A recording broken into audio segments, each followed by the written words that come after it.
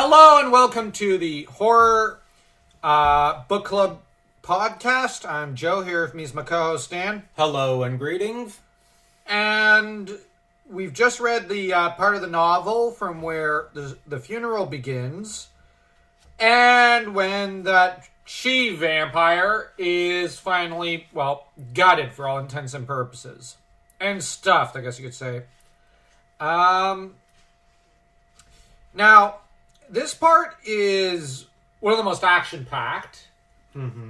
As Van Helsing continues to pursue his investigation into the vampire. Thanks to Jonathan's journal, he's able to figure out the identity of the vampire, Vlad Dracula, or Dracula. And this in mind, he then proceeds to reassure Mina that her husband is not mad. Actually, Jonathan apparently did not have a brain fever.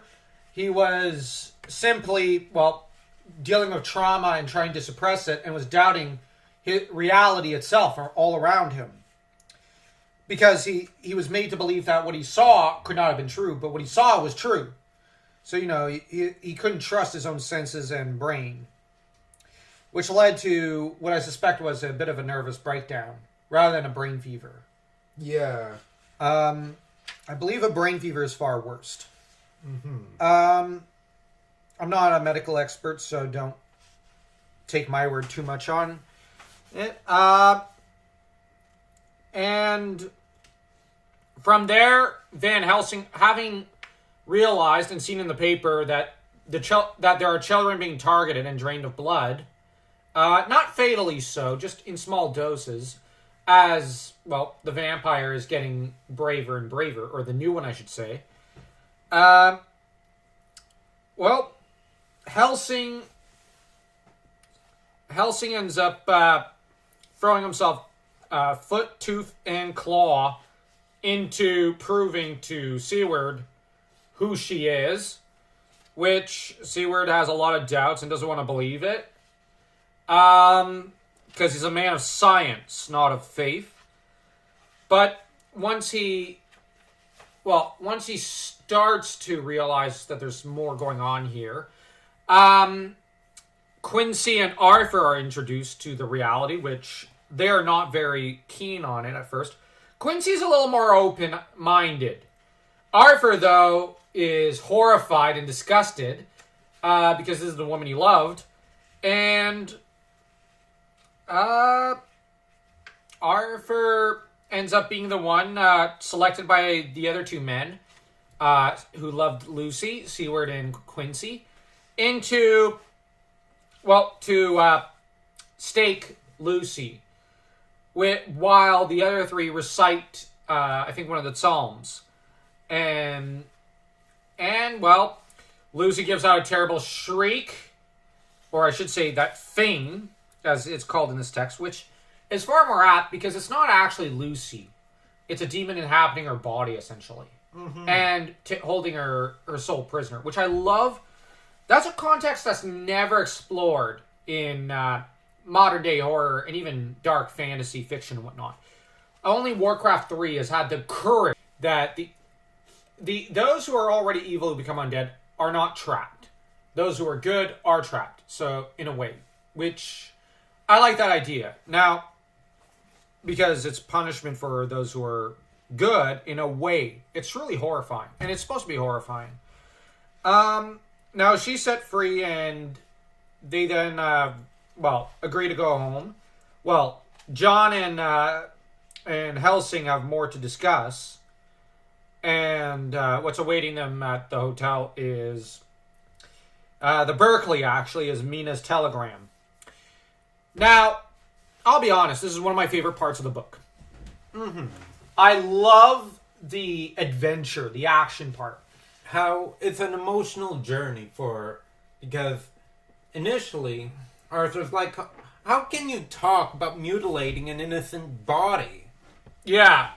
The concept is horrifying even for people today. Yeah. But the thing is, when the evidence comes to light, and initially, and when he actually sees the vampire, because when And from Arthur's point of view, the evidence that before he sees it that Van Helsing brings up can seem a little, well, that's flimsy. Yeah. But when they went in, Well, when they went into the cemetery, you mean, and they saw Lucy the vampire casually discard the child as though it's nothing and try to play her games, they were horrified. The only one who ended up nearly falling for seduction was Arthur. The others held him back, and once Arthur realized what it had tried to do to him, he is livid. And ironically, he's still not the one in the group in this fellowship who hates vampires the most. And Van Helsing's the one who almost hates them the least. Even at this point in the novel, he hates vampires the least. Because Seward, I would argue, hates vampires more than Van Helsing already. But Mina and Jonathan hate the vampires the most. And Arthur later on. Arthur went from saying, "No way are you doing that, I'll kill you if you do that," to begging him to do it. It's like he was the most on board. Mm-hmm. And then it was taken to be a sacred, holy trust to save Lucy from this. In an ultimate act of love. Yes. Now, I've seen the nonsensical people who say, like, how could she have loved a man who would be willing to do that to her? Well, because it's an act of liberation from her sin, in a way. And in a way. But for the most part, it's liberation from being a prisoner.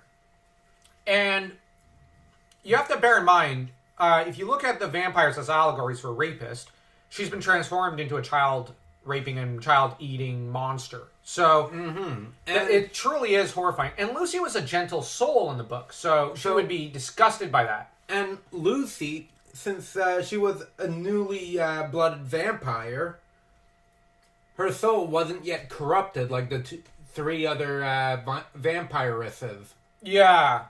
Yeah. Well, who knows if their souls are corrupted? For all we know, they might be victims too. Yeah. I'm just going with the theory that the more time passes, the more... I've never subscribed to that one. Okay. I always like the idea that if they're pure in life, they're a prisoner and they're still screaming. And maybe they snap eventually, but some of them don't. And they just keep breaking and breaking and breaking. And suffering behind those walls, so to speak. Okay. So, like, you look at... I would compare it to Parallax's possession of Hal Jordan and Kyle Rayner, in a way. I didn't think of that one. I always thought it was obvious. And, I mean, no offense. It's just, I always thought that was how it was with the undead, because apparently that's how it is with Arthas. Now, when it comes, like, Warcraft 3, I will give full praise here, 4 stars here for how it deals with the undead here. When Arthas, the Death Knight, comes and, you have his dad who says, "What are you doing?" And he says, "Succeeding you," and runs him through with the sword. I think the novel, the paladin, the good man in there, is busy screaming and pleading with the Death Knight, "Don't do this. No, I love my dad. Don't kill him." But he still does it. It says, like, pretty much, at last it's over. Because for him being essentially destroyed, Frostmourne being smashed, is liberation. There is no more, as far as I'm concerned, there's no Lich King left. There can't be. Okay. And it's a liberation for Arthas. It's a holy deed that the heroes did where they spared him from further suffering. So it's Lucy's the real victim. It's as a more vampire. like a prison, as you mentioned. Arthas from Warcraft 3, Siegfried and Soul Calibur. Yep. Where after he gets free, he's the one that's most intent on destroying Soul Edge. Because he's been traumatized. And it is a corruption in a way, but the way Van Helsing describes it as her soul was held prisoner, now you've set her free. Okay, I'm going to find the actual text. Mm-hmm. Let me see. What was it? Forgiven. God bless you that you have given my dear one her soul again and me peace, is what he says to Van Helsing. And now, my child, you may kiss her. Kiss her dead lips, if you will, as she would have you to, if for her to choose. For she is not a grinning devil now, not any more a foul fiend for all eternity. No longer is she the devil's undead. She is God's true dead, whose soul is with him. Which suggests that if they're good in life, now this is a very Catholic sentiment, if they're good in life and they're slain as undead, and, you know, like, they're good in their last moments, they're just warped into undead, they actually go to heaven. And they themselves are unchanged. It's the undead that's different, other from them. And they are a prisoner in their flesh.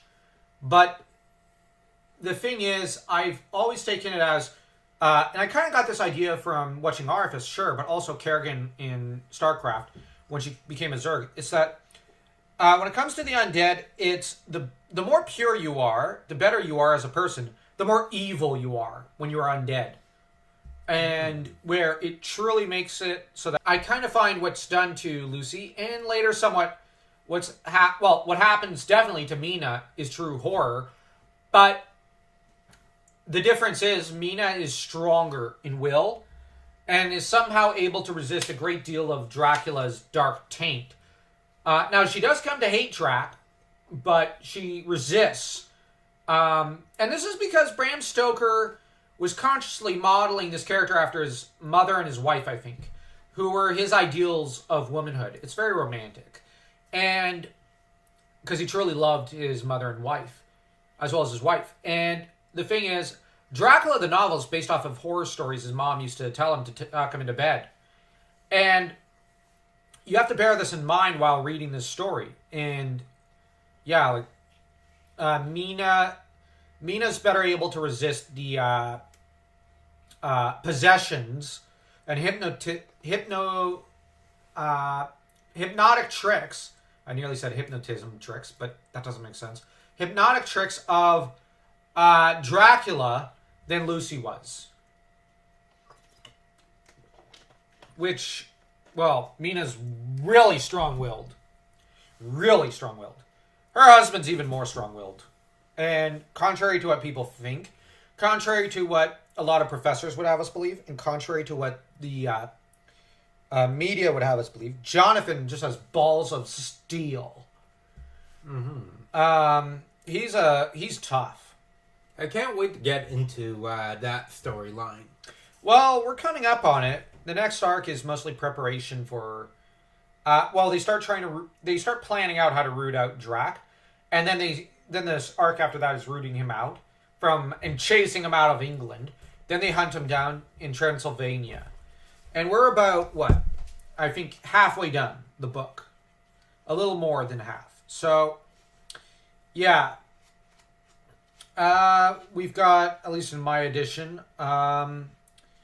approximately 350 pages. So, yeah, we're at page 207. So, about 43 pages, I should say. 143 pages left to the book. And I've, of course, got my master's research. So, yeah, this is going to be exciting. Mm-hmm.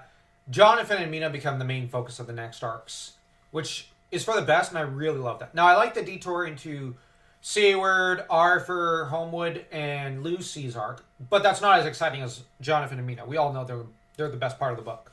Yeah, so we finished this chapter. And this arc. Yes, I say chapter. Yeah, I meant arc. Oh, okay, this chapter in the book's story. Yeah, okay. How about you? Did you enjoy it? Yes. Oh, that's good. I hope any viewers who are reading along with us are enjoying it. And I hope they don't feel that the way I've divided each part into an arc is too arbitrary. But I'm trying to almost set up like sub arcs wherein like you have a beginning and an end. But I feel like every little individual part is, this is a fact, but it's all part of the overarching epic in a way, and it is a pretty epic novel. But like I said, I still feel like this is more of a action adventure romance book, a Gone with the Wind of sorts. If more epic in my opinion. I never really cared much for Gone with the Wind. I like Dracula more. Yeah, as well as Musashi and Vagabondo. Anyways, if you like this video, like, share, subscribe, and leave a comment.